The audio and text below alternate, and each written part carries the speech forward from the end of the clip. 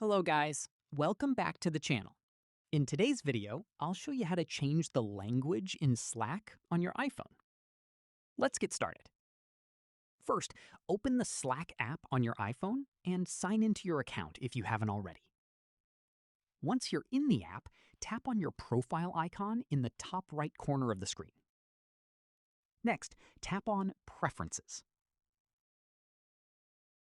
Under Preferences, scroll down and select Language under the Language and Region section. You'll now see a list of available languages.